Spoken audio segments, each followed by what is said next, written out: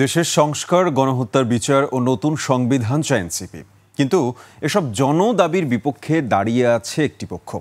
এমন মন্তব্য করেছেন এনসিপি আহ্বায়ক নাহিদ ইসলাম। সাতক্ষীরা শহরের খুলনা রোড মোড়ের আসিফ চত্বরে এক পথসভায় তিনি সব কথা বলেন। সাতক্ষীরা প্রতিনিধি মনিরুল ইসলাম মিনির তথ্যচিত্রের ডেস্ক রিপোর্ট। শেকড় থেকে শিখরে।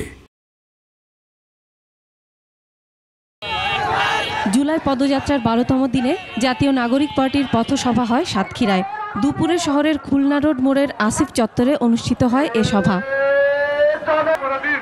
পথসভায় এনসিপি আহ্বায়ক নাহিদ ইসলাম বলেন, একটি দল পুরাতন বন্দোবস্ত ও পুরাতন রাজনীতি টিকিয়ে রাখতে চায়। তারা চাঁদাবাজ ও সন্ত্রাসকে টিকিয়ে রাখতে চায়।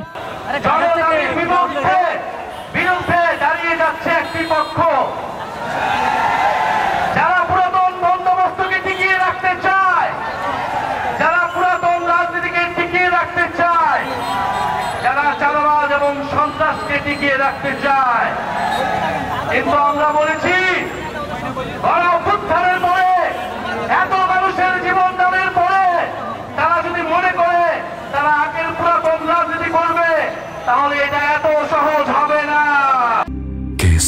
শেকড় থেকে শিখরে।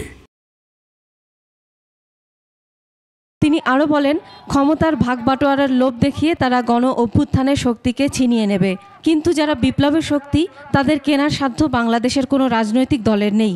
বাংলাদেশকে নতুন করে গড়ে তুলি, কিন্তু তারা আমাদের সেই প্রস্তাবে সায় দেয়নি। তারা বলেছিল 3 মাসের মধ্যে নির্বাচন দিতে হবে, আবার বলেছে 6 মাসের মধ্যে নির্বাচন দিতে হবে। ক্ষমতার ভাগ বাটোয়ারা ছাড়া দেশ সংস্কারের কোনো বিষয়েই তাদের কোনো সমর্থন পাওয়া যায়নি।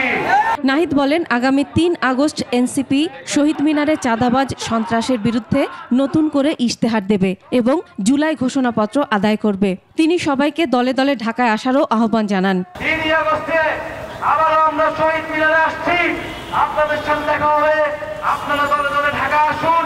এর আগে খুলনা থেকে পাটকেলঘাটার কুমিরা ফুটবল মাঠে পৌঁছান এনসিপি নেতারা।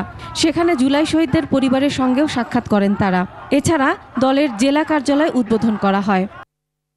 সাতক্ষীরার পথসভা শেষে বাগেরহাটের উদ্দেশ্যে রওনা হন এনসিপি নেতৃবৃন্দ। Masuma Lisa, desk report, 21 television.